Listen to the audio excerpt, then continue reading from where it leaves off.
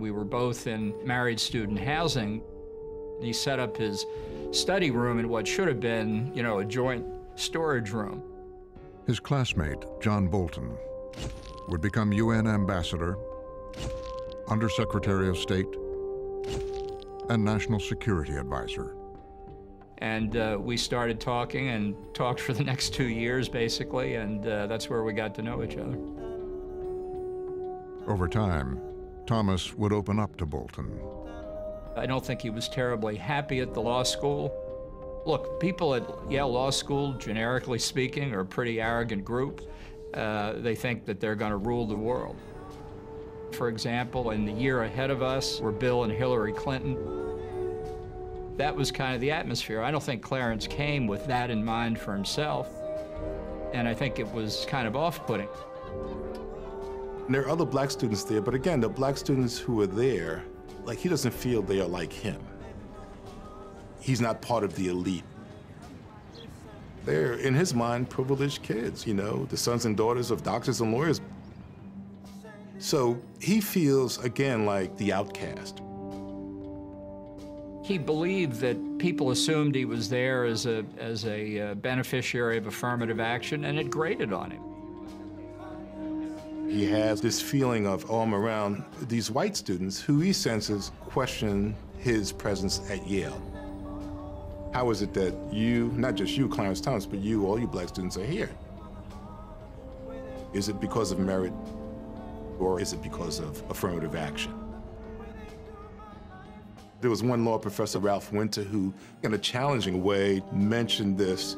People don't think, you know, you deserve to be here, that kind of thing. And Thomas doesn't take it as a challenge, he takes it as a slight. Rather than try to fit in, Thomas tried to stand out. He dressed in overalls and a T-shirt. It was kind of a uniform. Neither one of us was terribly rich, so I didn't wear overalls, but I understood what it meant for him. With Clarence Thomas, what you see is somebody who's isolating himself.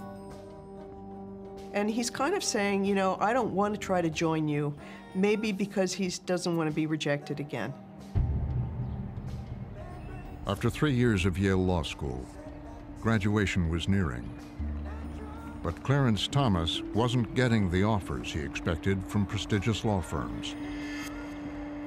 He was saying that he wasn't getting the kind of offers that other students were getting. And we couldn't understand it. We thought that, well, you know, you're at Yale, and if you're not getting offers, something's wrong, you know, because that's the whole purpose of going to those schools. Thomas would never forget the sting of those rejections. He said he would keep stacks of rejection letters he had gotten from law firms. Even when he was like a Supreme Court justice, he had these letters just to sort of remind him of those, again, this feeling of rejection by kind of the elite law firms. He had his Yale law degree, and he had a 10-cent stamp stuck to it. You know, like a 10-cent price tag stuck to it. Because he's like, yeah, this is what it's worth, right? 10 cents, right? No more. He came to blame affirmative action for the rejection he felt.